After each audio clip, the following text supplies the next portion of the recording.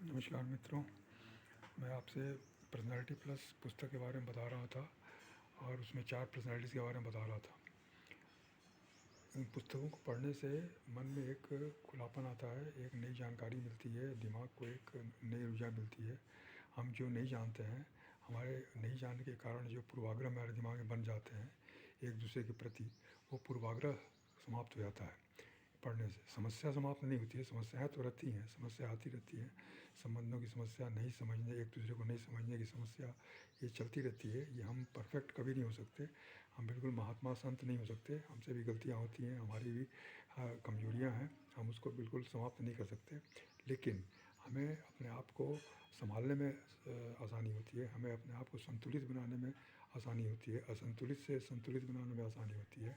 लोगों से अगर हमारे विवाद हो भी जाते हैं, लोगों से अगर हमारे झगड़े हो भी जाते हैं, लोगों से अगर हम मतांतर हो भी जाते हैं, तो वो फिर सुलझ भी जाते हैं। फिर हम उसको अपने आप को संभाल लेते हैं, अपने आप को हम टैकल कर लेते हैं और फिर संबंधों को भी टैकल कर लेते हैं। तो ये एक बहुत बड़ी जानकारी है हमारे लिए, जिसके कारण हम जीवन को बेहतर ढंग से चला सकते हैं। समस्याएं हमेशा आती रहती हैं, हमेशा समझदारी में या आपस में सामंजस्य में समस्या आती है। सामंजस्य नहीं हो पाता है, चाहते हुए भी समस्या 100% नहीं हो सामंजस्य नहीं हो पाता है, लेकिन फिर भी हम उसको मेंटेन करते हैं, हम मेंटेन करने की कोशिश करते हैं, क्योंकि हमें मालूम है कि असलियत क्या है।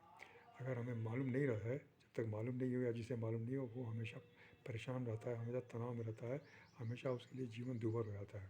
वो हमेशा लोगों को बुरा ही समझता है, हर इंसान को बुरा समझता है, अपने आसपास के लोगों को भी बुरा समझता है, और वो समझता है कि सभी हमारे खिलाफ हैं, सभी हमारे विरोध में हैं, सब हमारे आलोचक हैं। ये समझ में आती है बात। लेकिन इन पुस्तकों को पढ़ने के बाद, सभी जानकारियाँ मिलने के बाद, हमें एक चीज़ लगती है कि हाँ, हमारे सब लोग शुभ चिंतक हैं, कहीं न कहीं हमारी चिंताएँ कर रहा है।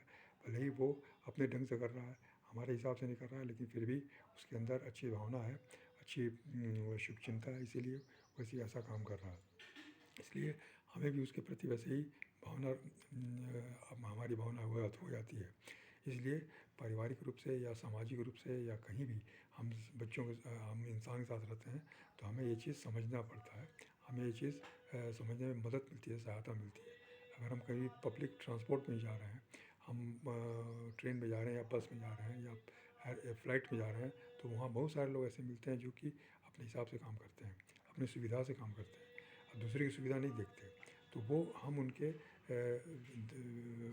दिमाग को समझ करके, उनके दिमागी स्तर को समझ करके हम उस तरह से एडजस्ट कर सकते हैं। क्योंकि अगर हम उन्हीं की तरफ बिहेव करेंगे, तो फिर विवाद बढ़ जाता है, झगड़े बढ़ जाते हैं, शांति भंग होने की संभावना होती है। इसलिए हमें हमेशा अपने आप को सुशिक्षित बना के रखना है, सुविचारित बना के रखना है, और संतुलित बना के रखना है, हमेशा संतुलन में रखना है। और हम अपने आप को संतुलित करेंगे, तभी हम दूसरे को भी संतुलित कर पाएंगे। अगर हम अपने आप को ही संतुलित नहीं करेंगे, तो दूसरे को संतुलित नहीं कर पाएंगे, दूसरा संतुलन नहीं ले पाएगा हमसे। इसलिए यह बहुत ही आवश्यक है दाम्पत्य जीवन में, बच्चों के साथ, हर जगह हमारी जो के साथ हम 24 घंटे रहना, हमको जिनको हम अवॉइड नहीं कर सकते, जिनके हम साथ रहना ही है, ये हमारे लिए बाध्यता है। तो उनके साथ भी हमको समझने की ज़रूरत है, हमको बहुत कुछ जानकारी लेने की ज़रूरत है, बहुत कुछ दिमाग को बड़ा बनाने की ज़रूरत है, सोच को बड़ा बनाने की ज़रूरत है। हम अपने पूर्वाग्रह से, अपने हम पोजीशन के हिसाब से अगर सोचेंगे, तो वैसा नहीं हो सकता है। हम सोचेंगे मैं बड़ा हूँ, छोटे हमारी बात माने, ठीक है, छोटे हमारी बात माने, लेकिन कैसे बात माने, वो अपने हिसाब से बात मानेंगे, हमारे हिसाब से उसका बात ना माने। इसलिए हमें उनके भी हिसाब से चलना है, उनको समझना है, उनको भी उनके भी पर्सनैलिटी ट्रेट को समझना है, क्या उनके पर्सनैलिटी ट्रेट है, क्या वो करना चाहते हैं, क्या उनके चॉइसेस हैं, क्या उनके पसंद नापसंद हैं, इसको भी हमें ध्यान में रखना है। उस हिसाब से हमें काम करना है, क्योंकि आज का समय जो है वो सबके इक्वलिटी का है। सबके दिमाग में, एक छोटा बच्चा भी है, उसका भी विजडम बढ़ा हुआ रहता है, भले कि बच्चे की तरह नहीं है, अबोध नहीं है वो, कहीं ना कहीं वो अच्छे से समझता है, सब चीज़ों को जानता है, उसकी भावनाएं होती हैं, उसकी भावनाओं को भी ठेस पहुंचती है, उसकी भावनाओं को भी सम्मान देने से वो भी खुश होता है, प्रसन्न होता है। इसलिए हम इसको, इस सच्चाई को मानना पड़ेगा कि समय बदलने के साथ साथ हमें भी बदलना पड़ेगा। हमारे रिश्ते बदल रहे हैं, हमारे संबंध भी बदल रहे हैं, हमारी आपसी समझें भी बदल रही हैं, इसलिए हमें भी बदलने की, हमारी सोच को बदलने की ज़रूरत है। हम इन पुस्तकों को पढ़ करके अच्छे से समझें, अपने आप को समझाएं, ताकि जो गृह कलह है, घर गृह क्लेश है, और जो परिवार टूटने की नौबत आ जाती है, वो न हो सके। आज परिवार टूटने का आम बात हो गई है, परिवार टूटना। पति पत्नी के संबंध टूट जाते हैं, कोर्ट केस में कोर्ट केस चलते रहते हैं, कचहरी में मामले चलते रहते हैं पति पत्नी के बीच में। ये समाज के लिए ठीक नहीं है, बच्चों के लिए ठीक नहीं है, क्योंकि बच्चे हमारे वजह से आए हैं, तो उनका दोष नहीं है। हमारे गलतियों के कारण, हमारी नासमझी के कारण उन्हें परेशान होना पड़े, उन्हें सज़ा मिले, ये ठीक बात नहीं है। बच्चे भी समाज के अंग हैं। अगर हम अपने जीवन में बच्चों को अगर निगलेक्ट करेंगे तो बच्चे भी उसी गलत रास्ते पर चले जाएंगे और समाज के लिए बहुत बड़ी हानि के कारण हम बनेंगे।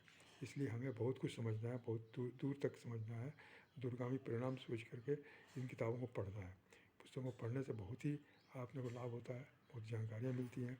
इसलिए ये सब किताबें संबंधों पर हर इंसान को पढ़नी चाहिए और ये रिकमेंडेड है कि आप बच्चों को पढ़ाएं, बचपन से पढ़ाएं, ताकि उनकी बुद्धि उस दिशा में विकसित हो सके। शादी के पहले तक वो परिपक्व हो जाएँ समझ करके, ताकि जब असली ज़िंदगी शुरू करें तो उन्हें किसी तरह का कष्ट ना हो, या कष्ट हो भी तो उसको वो सॉल्व कर सकें, उसे संभाल सकें।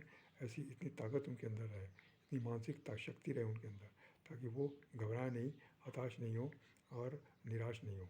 ये बहुत आवश्यक है और इसके लिए ये नई शिक्षा प्रणाली सतत कार्य कर रही है।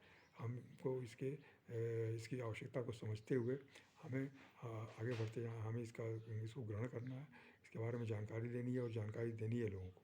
हमें बच्चों को भी समझाएं, बच्चों को भी ये पुस्तक दें, वो भी पढ़ें, ताकि उनका भी भावी जीवन जो है वो बेहतर हो सके। धन्यवाद। मैं और भी आगे आपसे बात करूँगा। नमस्कार।